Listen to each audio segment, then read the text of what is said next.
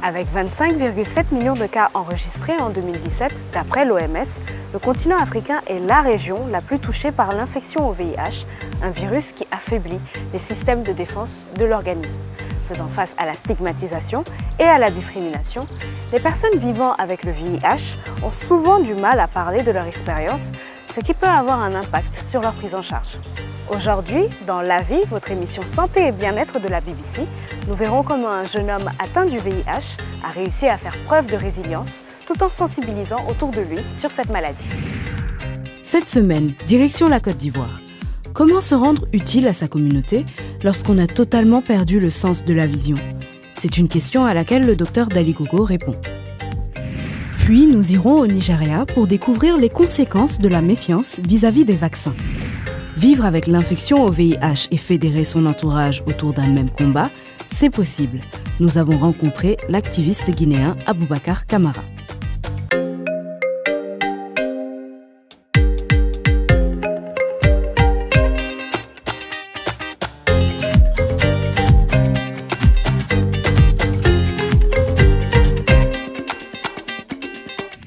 Un proverbe africain dit que la persévérance est un talisman pour la vie. Et c'est certainement une maxime qui décrit fidèlement le parcours de notre prochain contributeur. Il s'appelle Aboubacar Camara, il nous vient de la Guinée et il a été déclaré séropositif il y a plusieurs années. Mais comme vous le verrez, ce n'est pas pour autant qu'il a décidé de baisser les bras. Plus de détails avec notre reporter Seydina Djigo. Quand une maladie conduit à un sacerdoce. Et le VIH est dans mon sang, sa lutte est dans mon âme. C'est l'histoire d'un jeune qui a su positiver son statut, en faire un modèle d'humanisme. Mais le chemin a été long avant qu'il ne développe sa résilience. Depuis 2006, je suis devenu maladif. En ce moment, je faisais la première année à l'université. Ma maladie va partir de mal en pire. Finalement, mes parents m'ont dit d'être évacué à Conakry. Je suis venu le premier jour où mon médecin m'a vu, m'a proposé le dépistage. Mais quand maintenant on m'a donné le bulletin, c'était agrafé. J'ai lorgné la feuille, j'ai vu écrire séropositif. Donc je me suis mis à pleurer, je suis tombé au bureau de mon médecin. Arrivé là-bas, le médecin a annoncé mon statut. Aboubacar Camara fait partie des 25,7 millions d'Africains vivant avec le VIH sur le continent. Après son diagnostic, vint alors la période de doute quand il réussit à faire transférer son dossier à Kankan, la ville où il étudie, à 800 km de la capitale, Conakry. Au-delà du poids de la maladie, il devait faire face à la stigmatisation qui l'entoure. Et cela peut venir de personnes dont on ne s'attend pas forcément. J'ai donné mon bulletin au médecin, j'ai fait dos. Les usagers qui étaient dans son bureau, dès que j'ai fait dos, il dit à ces derniers, ah, le monsieur qui vient de sortir dans mon bureau a la co-infection. Ça veut dire qu'il a le VIH et la tuberculose. Donc depuis que j'ai entendu cela, je ne suis plus revenu à l'hôpital maintenant. Je me suis dit que si je continue à partir là-bas, toute la ville sera ma maladie. Je suis resté sans aller à l'hôpital, sans prendre les traitements.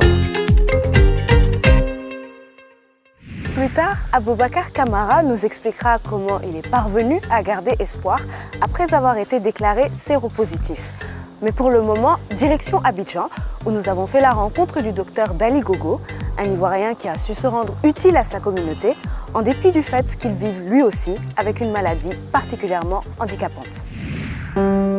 La main représente pour moi un instrument de communication, un instrument d'exploration, un instrument de conquête. C'est vraiment ma main qui me permet de savoir où je suis. On relâche. Alors, je suis M. Dali Gogo, kinésithérapeute. Tire fort, travailler tes abdos là. Tire fort, tire fort. Le fait de ne pas avoir et de soigner est basé essentiellement sur le toucher à partir des connaissances fondamentales qu'on acquiert en anatomie et dans les diverses pathologies que nous utilisons avant d'appliquer les différents traitements. Et donc du coup, je suis très à l'aise quand je touche et c'est à partir de là que je reconnais et je pose mon diagnostic. On plie, tire fort, tire la jambe. Avec les examens médicaux que j'ai eus, j'ai dû comprendre que j'avais eu ce qu'on appelle une kératite. Ce sont des inflammations de cornée. Et vous savez, quand il y a des plaies sur les cornées, la cicatrisation est irréversible. On ne peut plus avoir une bonne transparence des enveloppes de l'œil. Donc la vue est pratiquement impossible, tout devient opaque. D'ailleurs, j'ai pris un peu de retard pour la scolarisation. C'est presque peut-être à 8 ans, 9 ans, peut-être que je suis allé à l'école. J'ai eu à faire en 78 une première consultation ici au CHU. Et là, il y avait le professeur, c'est au CHU de Cocody. Le professeur qui m'a reçu, l'ophtalmo qui m'a reçu, m'a dit: mon fils, c'est pas évident que dans 3-4 mois, vous soyez capable de voir la lumière. Parce que vos yeux sont fortement dégradés. Vous risquez de perdre totalement, vous risquez de vous retrouver totalement dans la nuit. C'est pas facile. Évidemment, vous avez l'impression que votre vie va s'arrêter. Ma question que je me suis posée après, qu'est-ce que je vais faire? Après le bac, je devais faire de la biologie à l'École normale supérieure d'Abidjan. D'ailleurs, j'y ai fait 1 an. Mais vu les conditions d'études difficiles, rendues difficiles par la mauvaise vision, j'ai dû demander une bourse d'études que j'ai d'ailleurs obtenue grâce à l'Orientation mondiale de la santé pour intégrer une école spécialisée en France à Paris de 1982 à 1986 où j'ai donc pu faire des études de kinésithérapie après une année préparatoire dans cette école. Je n'ai pas totalement perdu la visibilité de la lumière. Quand il fait nuit, il fait nuit. Quand il fait jour, il fait jour. Ça, ce que je n'arrive pas à faire, c'est être autonome, aller et venir tout seul. J'ai demandé par exemple à faire des vacations dans une grande clinique de la place. Au cours de l'entretien, je sens chez le responsable une petite réticence. Mais comment vous allez faire ici? Comment vous allez prendre vos malades? Comment écoutez, bon, ici d'ailleurs, nous on n'a pas le matériel adapté pour vous employer ici. Parce qu'après, bon, il ne faut pas que ça va devenir des problèmes. Et en fin de compte, je me suis dit, il faut que moi-même je crée. Il faut que moi-même je crée mon propre cabinet parce que je n'arriverai jamais à travailler convenablement dans ce genre de structure où les promoteurs, les patrons ne sont pas favorables à mon employabilité. En réalité, ça a été une des raisons, ça a été une des forces que j'ai utilisées pour créer mes établissements. Ma femme, elle est belle. Ma femme est toujours belle. Pas d'hospitalisé, pas d'appareil. Au départ, on travaillait ensemble, c'est elle qui était directement mon assistante. Donc on reçoit les patients et puis moi je les prends en salle, elle s'occupe des dossiers, elle les range. Et puis au fur et à mesure que les choses ont grandi, on a transformé la société en une société à responsabilité limitée parce que ça devenait un peu costaud. On passait facilement de 3, 4 à 15, 20 personnes. Et donc du coup, je lui ai demandé de s'occuper uniquement de la gestion. Notre vie de couple n'a jamais reposé sur des barrières. Tout ce qui lui appartient m'appartient, tout ce qui m'appartient lui appartient, ainsi qu'aux enfants. Et c'est comme ça nous on vit. Alors, tu vas redescendre un peu ton kinésithèque.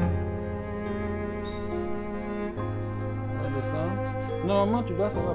Les premières générations commencent à avoir un âge avancé, donc il faut progressivement trouver les moyens de remplacement, de renouvellement du personnel. Et donc pour ça, j'initie en ce moment un projet qui est quand même assez avancé. Et ce projet vise à mettre en place, à créer une école de kinésithérapie qui va prendre en charge les aveugles et malvoyants d'Afrique. Le parcours difficile que moi j'ai eu, si j'ai la chance d'être là et que je peux l'épargner à d'autres générations qui sont plus jeunes que moi, je pense que je vais atteindre mes objectifs.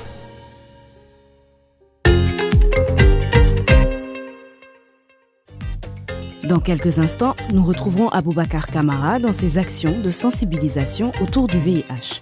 A tout de suite.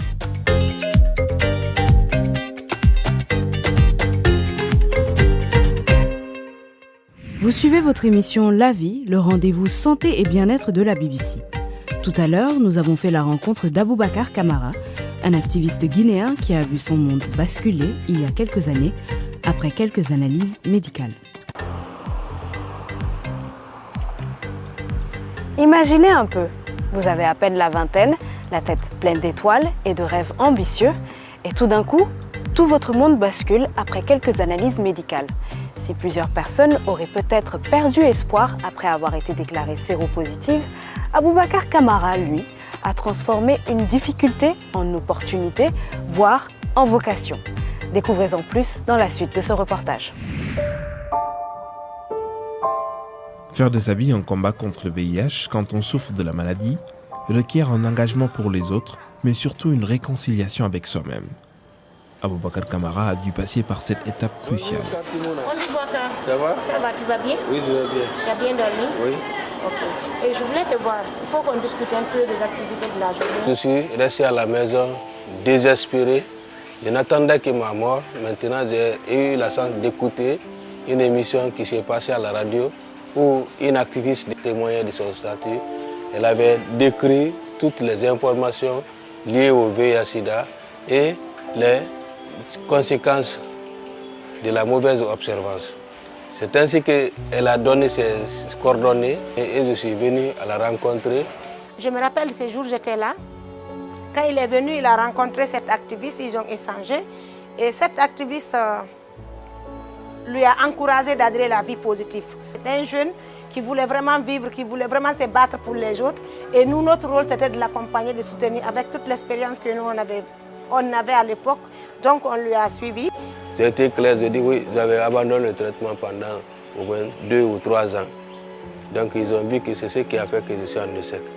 Mais quand on a changé ma ligne de traitement, et le deuxième traitement maintenant est allé bien, je me suis adopté bien et aujourd'hui, je vis ma vie normale.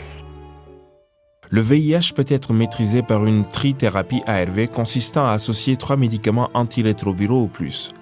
Ce procédé ne guérit pas le patient, mais il permet d'éviter la réplication virale dans l'organisme et aide le système immunitaire à se renforcer et à reconstituer sa capacité à combattre les infections.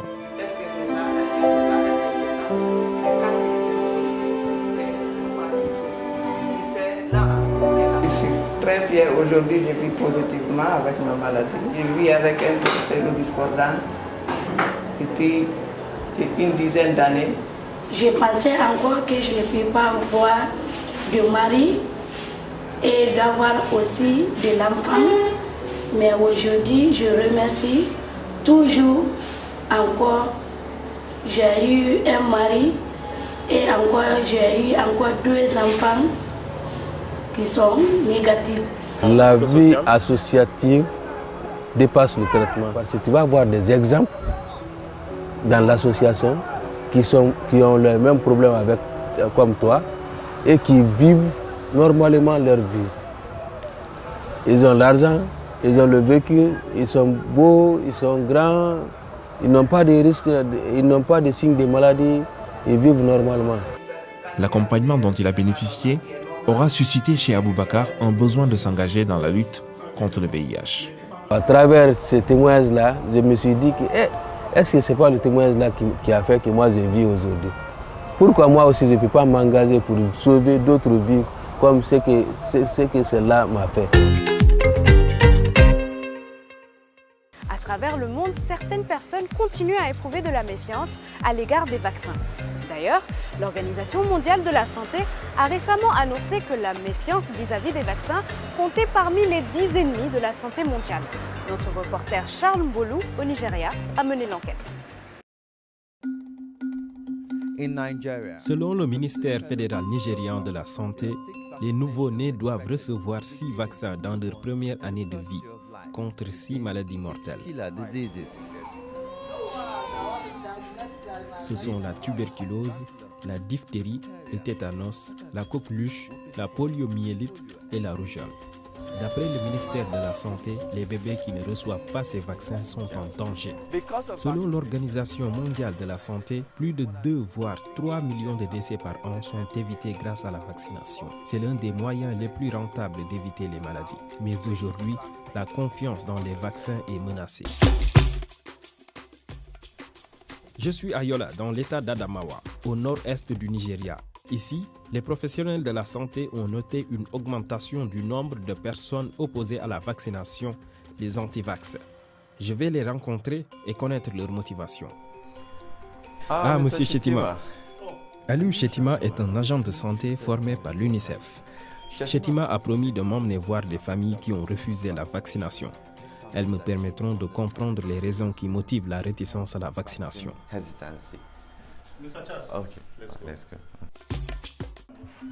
Nous allons rencontrer un antivax dont la famille habite non loin du centre-ville. Il s'appelle Adamou Baouro. Il nous montre ses enfants qui n'ont pas été vaccinés. Je refuse la vaccination parce que je n'en ai jamais reçu durant mon enfance. Ceux-là, ce sont mes enfants. Voici Minat. Elle, c'est Nana. Aucune d'elles n'a reçu de vaccin. Je n'y crois pas. L'Organisation mondiale de la santé et d'autres organisations internationales ont approuvé les vaccins. Pourquoi n'y croyez-vous toujours pas? Vous parlez de ces organisations mondiales de la santé. Elles mobilisent des personnes, elles font quelques investigations. J'ai surfé sur le net et j'ai vu leurs recherches. Elles ne font absolument rien. Vous savez, si quelqu'un refuse quelque chose de son propre chef, il n'y a personne sur cette terre qui pourra le convaincre du contraire.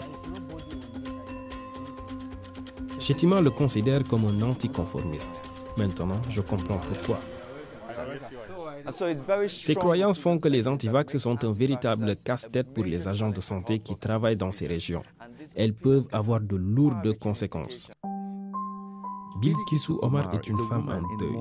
Elle estime que son fils Alimou serait en vie s'il avait été vacciné.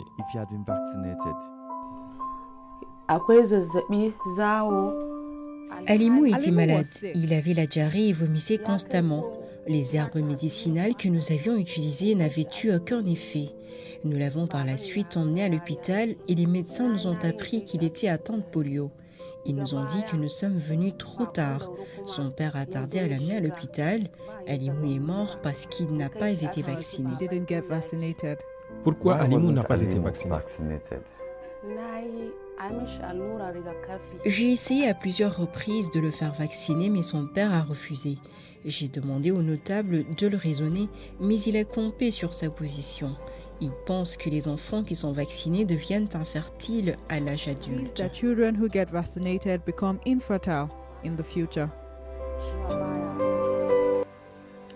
Il est clair que la désinformation autour de la vaccination se répand dans la ville.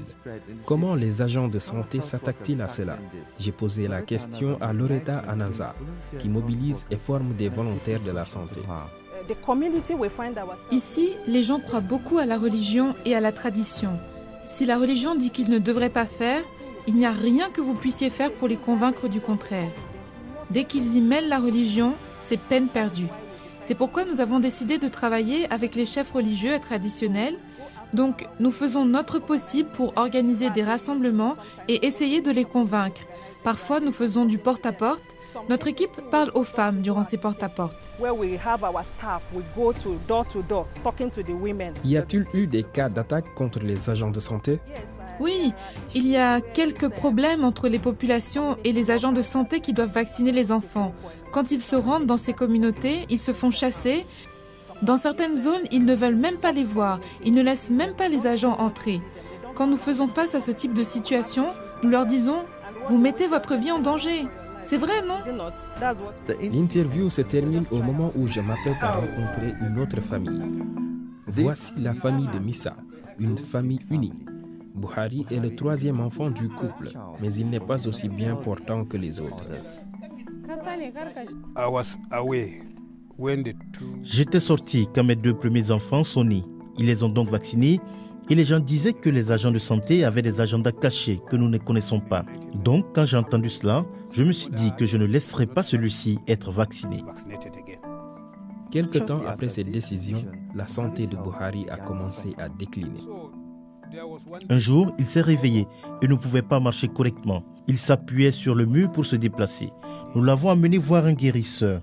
Il nous a dit qu'il a un problème de djinn. Comment vous l'appelez en français encore? Un mauvais esprit. Un mauvais esprit, c'est cela. Missa ne savait pas que son fils venait de contracter une polio.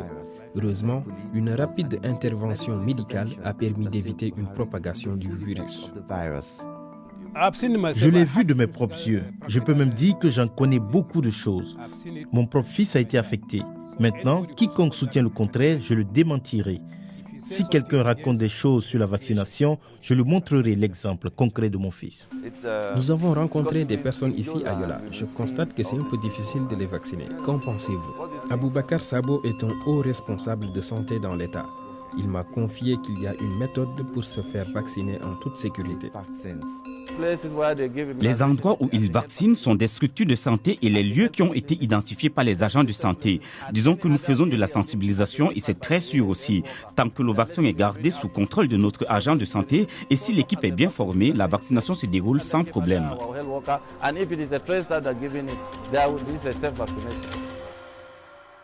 Contrairement à Buhari, le petit-fils de Bilkissou n'a pas été aussi chanceux. C'est un incident qui n'aurait peut-être jamais dû arriver. Après m'être entretenu avec toutes ces personnes, mon constat est qu'il est évident que la réticence à la vaccination est un défi majeur pour la prévention des maladies. Le Nigeria élabore des stratégies afin que le maximum de personnes soient vaccinées.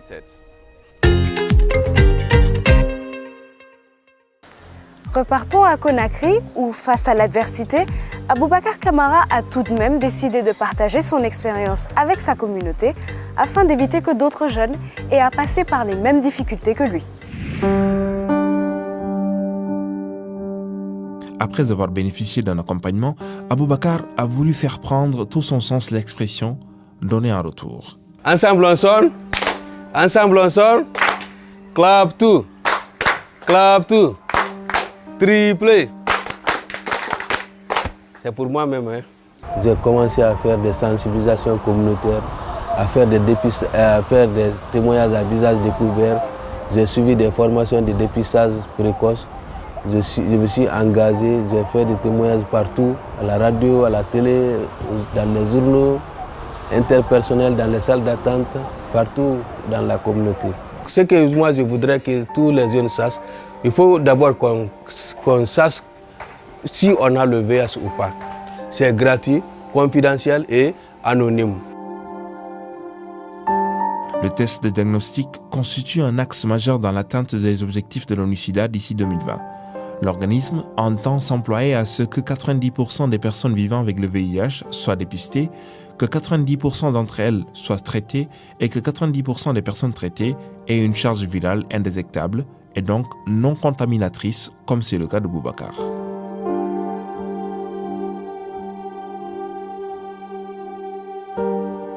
Je suis marié, je vis bien avec ma femme, il n'y a pas de stigmatisation ni rien.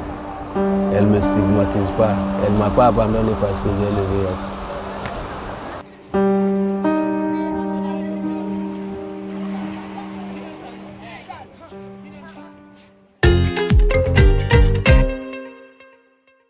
C'est tout pour aujourd'hui.